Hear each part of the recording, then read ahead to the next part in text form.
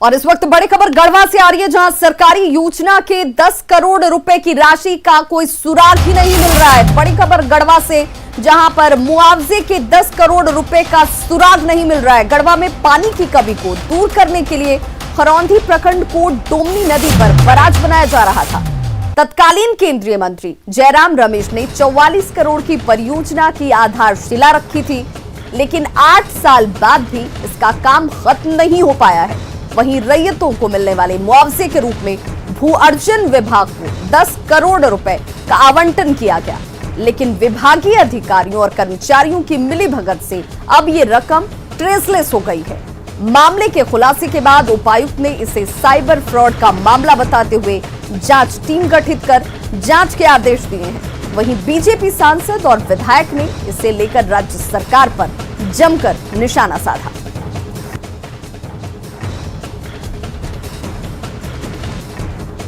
तो 8 साल बाद भी काम पूरा नहीं हुआ, लेकिन जो मुआवजे के तौर पर राशि लोगों को दी जानी थी वो राशि जरूर गायब हो गई। अब सवाल ये कि आखिर जब लाभार्थियों तक इसका पैसा नहीं पहुंचा तो फिर ये पैसा गया कहां? 1 रुपया नहीं मिलल। हमारे अथी रुआ जात बने 2 एकड़ 8 कट्ठा जमीन डोमनी बराज में ऐसे तो 3.5 एकड़ बा, तो पहाड़ तरले मैंने डूबी तब कहलन जैसे 2 एकड़ 8 कट्ठा जात बहनी कि सरकार के जमीन के बदले में गरीबों को मिलने वाली पैसा फॉर्जरी करके निकाल लिया गया। इससे बड़ा दुखद स्थिति क्या हो सकती है? और सबसे बड़ा बात यह है कि उसमें कौन पदाधिकारी इन्वॉल्व है, कौन अधिकारी इन्वॉल्व है, कौन बैंक के लोग इन्वॉल्व है, किस तरह का घटना का अंजाम हुआ है, उन लोगों पर भी कार्रवाई होनी चाहिए। इस मामले का अनुसंधान सीबीआई के द्वारा किया जा रहा है।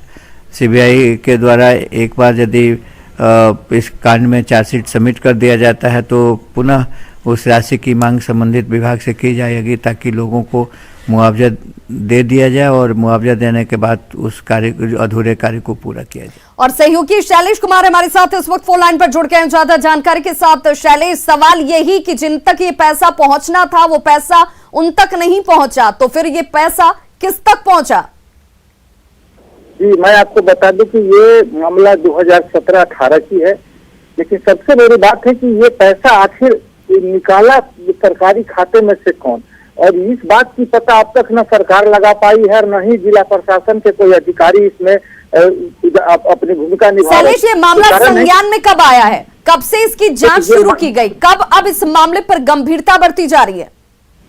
ये मामला संज्ञान में आया था 2018 में, लेकिन 18 से ही अधिकारी किस कारण से इसमें जागरूकता नहीं दिखाए, इसमें गंभीरता नहीं दिखाए, जिसके कारण ये मामला आज तक स्पष्ट ही नहीं हो पाया है 3 साल के बाद भी कि ये आखिर रुपया साइबर अपराधी निकाले या अधिकारी निकाल के अपने खाता से उस सरकारी खाता से। तो ये माना जाए कि पहले पैसे के गबन का एक गंभीर आरोप विभाग पर तो है ही, साथ ही साथ जब ये मामला सामने आ गया तब भी वो संजीदगी नहीं दिखाई गई कि आखिर 10 करोड़ रुपए गए कहां, कौन लोग इसमें शामिल थे, किन की गलती थी, किन पर कार्रवाई होनी चाहिए थी।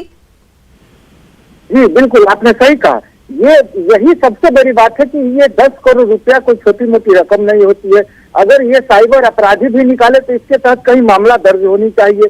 अगर ये सरकार की बात है तो इसमें जांच की अब अधिकारी आज हमारी बात हुई है डीसी से, तो उन्होंने स्पष्ट कहा कि हमने जांच टीम का गठन करके इसका जांच कर रहा है। ये तो हमने कहा है कि अगर ये जांच 2 साल से जांच ही चल रही है तो आखिर अब तक तो पता हो जानी चाहिए कि आखिर ये पैसा हकीकत में किसमें निकाला।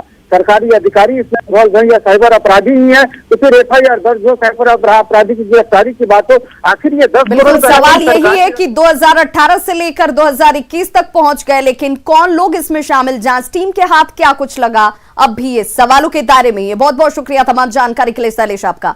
जमशेदपुर के परसुडी से 14 साल की लापता नाबालिग का 7 दिन बाद भी कोई सुराग नहीं मिल पाया है। 27 जनवरी को लापता होने के बाद परिजनों ने थाने में अपहरण का लिखित आवेदन दिया, इसकी शिकायत की गई थी, लेकिन अब तक परसुडी थाने में न तो FIR दर्ज की गई और न ही मामले की जांच की शुरुआत हो पाई। नाबालिग के परिजन किसी अनहोनी की आशंका से डरे सहमे हुए हैं। ऐसे में उन्होंने SSP से मुलाकात की और लापता बेटी को खोजने की गुहार लगाई गई। सुबह हम लोग उठ के देख रहा कि बच्चा गायब। तो फिर ढूंढने हम लोग निकल गए इधर उधर अपना अस्तर से ढूंढे। जब बच्चा को नहीं मिला तो फिर पंचायत का पास गए, उप मुखिया के पास गए, वो लोग को भी साथ में लेके ढूंढे इधर उधर। तो फिर नहीं मिला तो फिर हम लोग थाना को सूचना दिए। सूचना देने के बाद आज तक मतलब कुछ रिपोर्ट नहीं आया है उधर से, ना मामला दर्ज हुआ है। डर लग रहा है कि कहीं बच्चा को कहीं कुछ ना कर दे। इसमें अगर किसी तरह कोई अनहोनी घटना घट जाती है या लड़की के साथ कुछ गलत हो जाता है, क्योंकि अभी का समय बहुत ही ख़राब है, तो साहब से सीनियर साहब से मिलकर इस मामले में त्वरित कार्रवाई की मांग करने के लिए आए हैं उसके पिता के साथ। कितना लड़की का उम्र होगा? लड़की का उम्र है 14.5 साल। और सहयोगी जमशेदपुर से आशीष तिवारी हमारे साथ फोन लाइन पर जुड़ गए ज्यादा जानकारी के साथ। आशीष, आखिर मामला दर्ज क्यों नहीं हुआ, इसका जवाब है अधिकारियों के पास? जी विवाह, सबसे पहले तो मैं बता दूं कि आपको कि कल ही इसी परसोडी थाना क्षेत्र में एक युवती के साथ गैंगरेप होता है। उसके बाद 7 दिनों से वही थाना क्षेत्र से एक बच्ची जो है 15 साल की बच्ची जो है वो लापता हो गई है। उसके परिजनों जो है वो 7 दिन पहले थाने में अपहरण की शिकायत दर्ज कराई थी, जिसके बाद अब तक उसे एफआईआर दर्ज नहीं हुआ है। साथ ही साथ ना ही पुलिस इस मामले में कोई संज्ञान ले रही है, जिसके बाद थक हार कर उसके परिवार जो है, बच्ची के परिवार है, जो वो डरे सहमे हुए कि उनकी बच्ची के साथ कुछ गलत ना हो जाए, उसको लेकर वो एसएसपी के पास पहुंचे हैं। एसएसपी ने क्या आश्वासन दिया है? क्या अब ये मामला दर्ज किया गया है, एफआईआर दर्ज हो पाई है? जी, जैसा कि मैं आपको बता दूं, अभी जैसा कि जानकारी आ रहा है, एसएसपी ने खुद थानेदार से बात की है और मामले के एफआईआर दर्ज कर जल्द से जल्द बच्ची को खोजने का टीम गठित किया गया है। अब देखना यह है कि कब तक इस टीम को बच्ची, क्योंकि बता दूं कि कुछ युवा जो है वहाँ के स्थानीय युवा है, उनका बात जैसे बताया जा रहा है कि कुछ बस्ती के जो युवा है उस लड़की को बहला फुसला कर ले गए हैं, और जैसा परिजनों का कहना है कि वो युवाओं द्वारा बच्ची को बेच ना दिया जाए, उसकी आशंका डरे सहमे है, उसको लेकर वो बार बार चिंतित है। अब देखना यह है कि एसएसपी की ये टीम कब तक उस बच्ची को खोज पाती है। जी चलिए, बहुत बहुत शुक्रिया आशीष इस तमाम जानकारी के लिए। और चलिए अब आपको मिलवाते हैं एक ऐसे ऑटो डीलर से जो फर्जी तरीके से ग्राहकों के नाम बैंकों से ऑटो लोन तो मंजूर करवा लेता है, लेकिन उसे गाड़ी नहीं देता। जब गाड़ी की ईएमआई आनी शुरू होती है, उसके बाद फर्जीवाड़े का खुलासा होता है। लोगों को तब पता चलता है कि वो ठगे गए हैं। इस ऑटो डीलर ने 1-2 नहीं बल्कि 8 से ज्यादा लोगों के साथ ये ठगी की है। मामला राजधानी रांची के पिठौरिया थाना क्षेत्र का है, जहां विनीता ऑटोमोबाइल के डीलर ने कई लोगों के साथ फर्जीवाड़ा किया। लोगों को चूना लगाने वाला auto dealer Ravi Ranjan crime कर बिहार के बक्सर भागने की फिराक में था, जहां उसने अपना नया शोरूम खोल रखा था, लेकिन समय रहते उसे पंजाब एंड सिंध बैंक्स ने पकड़ लिया और पुलिस के हवाले किया गया है। इस ठग ने न सिर्फ ग्राहकों बल्कि बैंक को भी धोखा दिया। 2 ईएमआई तो इसने खुद भर दी और फिर भागने की तैयारी में जुट गया। ताजा जानकारी के मुताबिक इस डीलर ने बुढ़मो इलाके में भी शोरूम खोलकर लोगों को चूना लगाया था। अलर्ट होकर फिर तब से दुकान बंद, स्विच ऑफ फ़ोन करके मतलब दे हो गया। तो हम समझ गए मामला कुछ ज़्यादा ही सीरियस है। तो हमने देखा कहाँ पैसा भेजा, क्या भेजा है, सब चीज़ वहाँ भी जाकर पता किया। तो पता चला वहाँ पे 2-3 को लोन कराया। वहाँ पे इसका पर्सनल लोन भी चलता है, कोई दूसरा बैंक में इसका गाड़ी का लोन चलता है, कोई और दूसरा बैंक में 2 जगह आई थिंक इसका सीसी लोन चलता है। मेरे यहाँ भी सीसी के लिए अप्रोच किए थे, लेकिन हम मना कर दिए थे। तो रवि रंजन का कहना था कि अगर बैंक से कॉल आएगा तो आप ये बोलिए कि ऑटो आपको 1 हफ्ता पहले मिल चुका है, ये एक वेरिफिकेशन कॉल होगा। तो मुझे डाउट हुआ, तो मैं भैया के साथ यहाँ ब्रांच आया, तो पता चला कि 5 तारीख को ही लोन डिसबर्स हो चुका है। उसके बाद फिर खोजते रहे, अगर ना हम लोग का नंबर उठता, न स्विच ऑफ, न कोई भेंट घाट। जी सर, ऑटो लोन के लिए हम लोगों ने अप्लाई किया था, तो ना ऑटो मिला है और ना ही उसका रिफंड हुआ है। ठीक है, और बैंक आए तो फिर पता चला कि इस तरह लोन बहुत पहले ही हो चुका है। ठीक है, लेकिन अब तक हम लोग कुछ नहीं मिला है। ऐसे में कई सवाल इस वक्त उठते हैं कि ये डीलर इतने दिनों तक कैसे बचता रहा, क्योंकि ये सब कुछ हो रहा था राजधानी में। बैंक को फर्जीवाड़े का पता क्यों नहीं चल पाया? फर्जीवाड़े में और कौन कौन से लोग शामिल हैं, ये भी सवाल है। और सहयोगी ओम प्रकाश हमारे साथ इस वक्त फोन लाइन पर जुड़ गए हैं रांची से। ओम प्रकाश, क्या ये माने कि ये पूरा मामला जो है सिर्फ एक शख्स के इर्द गिर्द है, या फिर इसमें और कई लोगों के शामिल होने का अंदेशा भी? जी विभा, जिस तरह से ये पूरा मामला प्रकाश में आया है उससे साफ तौर से जाहिर होता है कि इसके पीछे और भी कई लोग शामिल हैं।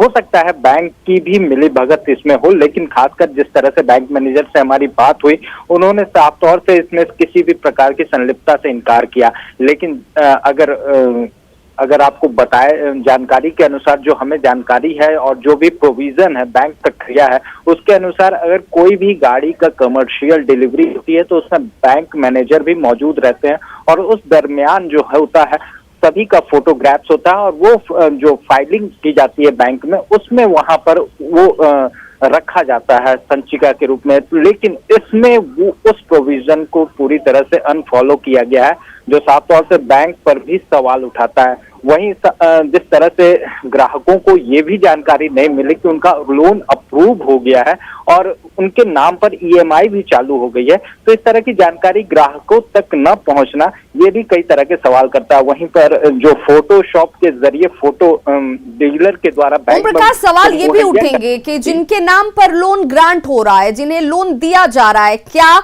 उनसे बैंक के अधिकारी अप्रोच नहीं करते हैं? क्या उनसे बातचीत नहीं की जाती है?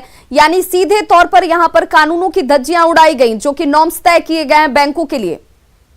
जी जाहिर तौर पर जिस तरह से लोन के अप्रूवल के समय जो भी प्रोसीजर है, सारे प्रोसीजर को फॉलो करने की बात बैंक अधिकारी कर रहे हैं, लेकिन साफ तौर से उन्होंने बताया कि हमने वेरिफिकेशन भी किया ग्राहकों का और ग्राहकों को मतलब उनकी पूरी तरह से जानकारी जुटाई गई। लेकिन जब लोन देने की बारी आई तो उस वक्त इनकी वेरिफिकेशन में कहीं बैंक से चूक हुई है और ये साफ तौर से उसी का फायदा उठाकर पूरी तरह से फर्जीवाड़ा किया गया है और इसमें शातिराना अंदाज में ये इस पूरे फर्जीवाड़े को अंजाम दिया गया है। फोटोशॉप की भी मदद ली गई है डीलर की तरफ से और फोटो, और इसलिए अब सवाल ये कि क्या इसमें इस शख्स के साथ और भी लोग शामिल हैं और उन लोगों को कब तक गिरफ्त में लिया जा सकेगा। बहुत बहुत शुक्रिया ओम प्रकाश तमाम जानकारी के लिए। झारखंड के कृषि मंत्री बादल पत्रलेख का गाजियाबाद बॉर्डर पर जाकर किसान आंदोलन में भाग लेना और राकेश टिकैत को झारखंड का पानी पिलाने का मामला अचानक से सुर्खियों में आ गया है। देखिए हमारी ये खास रिपोर्ट।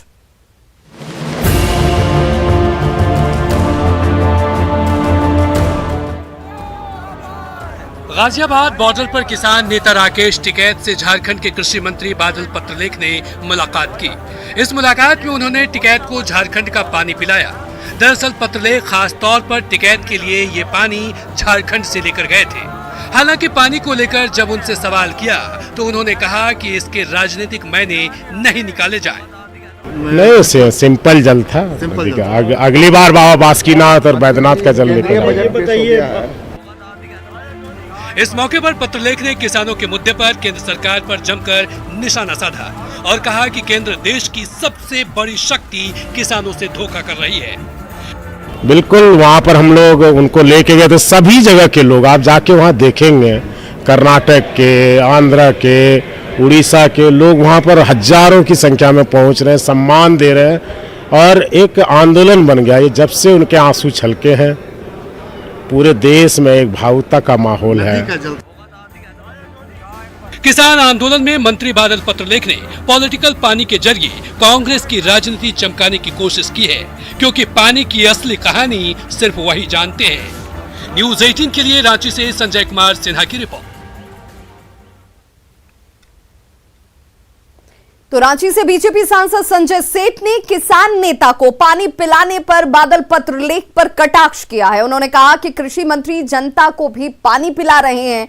इधर बीजेपी प्रवक्ता प्रतुल शाहदेव ने कहा कि कृषि मंत्री कोई पानी लेकर नहीं गए थे, लेकिन झारखंड के किसानों को भी तो पानी पिला रहे हैं, वो पानी पिला दे रहे हैं। अब झारखंड में झारखंड का किसानों का क्या हाल है, बेहाल है। रघुवर जार की सरकार ने 5,000 रुपए एकड़, 5 एकड़ है तो 25,000 रुपए और 6,000 रुपए प्रधानमंत्री जी का कृषि आशीर्वाद, 31,000 रुपए साल में, और उन्हें तुरंत आते ही वो 5,000 रुपए एकड़ बंद कर दिया। किसानों को 5,000 रुपए एकड़ तक मिल रहा था, तो उस पे बादल पत्रलेख जी कुछ दृष्टि करेंगे क्या? क्या बताना चाहेंगे? ये तो घड़ियालू आंसू हैं। ये तो आगे खबर बनाने आगे अपना पानी पिलाया। कौन सा पानी पिलाया? पहले झारखंड के किसानों को खुशहाल करो। देखिए, हमारी जानकारी में तो कृषि मंत्री झारखंड से पानी लेकर ही नहीं गए थे, तो फिर उन्होंने राकेश टिकैत को पता नहीं कहाँ का पानी झारखंड का पानी कहकर पिला दिया। और उनकी सरकार तो झारखंड में किसानों को पानी पिला कर रखी है। देखिए, एमएसपी पे खरीद नहीं हुई, बिचौलियों की चांदी रही, यूरिया की कालेबाजारी हुई और पूरे तरीके से कृषि लोन माफी में ये सरकार फ्लॉप रही है। तो उसके बाद इस तरीके का ढोंग करना, ये साफ किसानों को आंखों में धूल झोंक रहे हैं। जो कांग्रेस ने इतने वर्षों से किया है, आज वो फिर दोहरा रहे हैं। गोड्डा में प्रशासन ने नशे के कारोबार के खिलाफ बड़ी कार्रवाई की। यहां एक किराना दुकान से प्रतिबंधित कफ सिरप जब्त किया गया। नगर थाना क्षेत्र के बड़हौना में एक किराना दुकान में ये छापेमारी की गई है, जिसकी तस्वीरें आपके सामने। इस दौरान 48 बोतल कफ सिरप जब्त किया गया। हालांकि प्रशासन की कार्रवाई के दौरान दुकानदार यहां से भाग निकला। एसडीओ ने कहा है कि फरार दुकानदार की गिरफ्तारी के लिए छापेमारी की जाएगी और गिरोह के सरगना तक पहुंचने की कोशिश जारी है। यही रिक्वेस्ट करेंगे कि आप लोग थोड़ा सतर्क हो जाइए और थोड़ा जागरूक भी हो जाइए। जागरूक इसलिए क्योंकि ये आपकी सेहत के लिए बिल्कुल भी अच्छा नहीं है, आपके भविष्य के लिए अच्छा नहीं है। और सतर्क इसलिए क्योंकि इस तरीके से अगर आप पकड़े जाएंगे और जो लोग कर रहे हैं इस धंधा में और इस तरीके से इलीगल बिजनेस कर रहे हैं, उन सबके पीछे हम लोग सतर्कता से हैं, पीछे पड़े हुए हैं। ग्रामीण क्षेत्र में लोगों को पाइपलाइन के जरिए घर तक शुद्ध पेयजल उपलब्ध कराने के मकसद से ग्रामीण लघु पेयजल आपूर्ति योजना मंजूर की गई थी, लेकिन देवघर में इसके तहत बनाई गई अधिकांश योजनाएं अब सिर्फ शोभा की वस्तु बनकर रह गई हैं।